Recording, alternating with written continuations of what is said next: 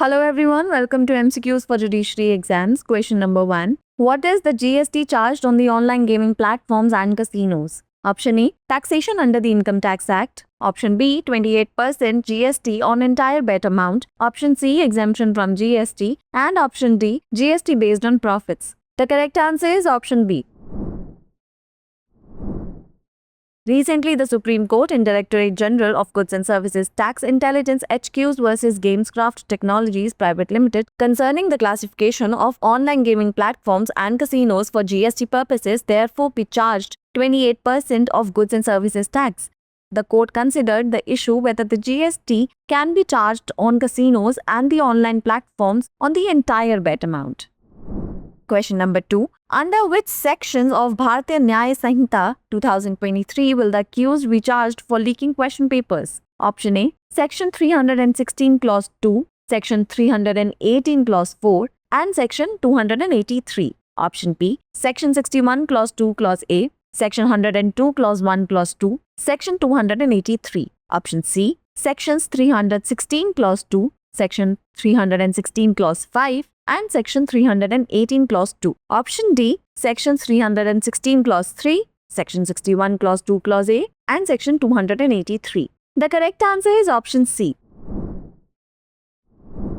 Recently, the Kerala High Court in Zainul Abidin Kurumbil versus State of Kerala and others, the accused was charged under various sections of Bharatiya Nyaya Sanhita including Section 316 Clause 2, 316 Clause 5 and 318 Clause 2 for allegedly leaking Class 10th examination question papers via YouTube channel.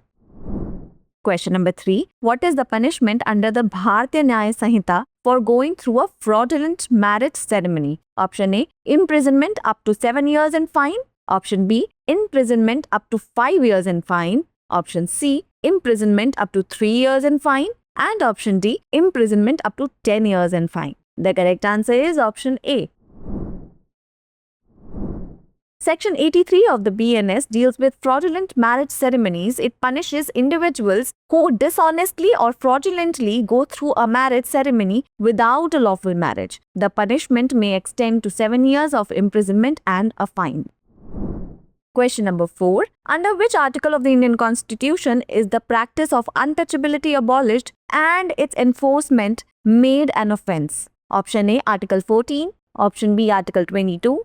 Option C. Article 21 and option D. Article 17. The correct answer is option D.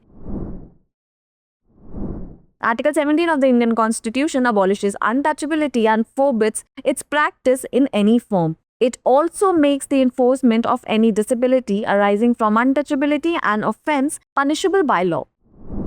Question number 5. The special court, after taking cognizance of the offence under the POCSO, has to record the evidence of a child victim within option A 60 days, option B 30 days, option C 90 days and option D 1 year. The correct answer is option B.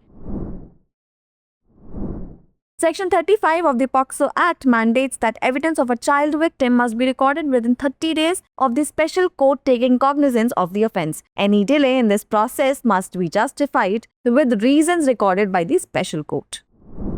It's the time for practice question. What is the maximum duration of sentence of imprisonment that can be imposed on persons found to have committed the offence of affray? Option A, 1 month. Option B, 2 months. Option C, 3 months. And option D, 6 months. Pin down your answers in the comment section below.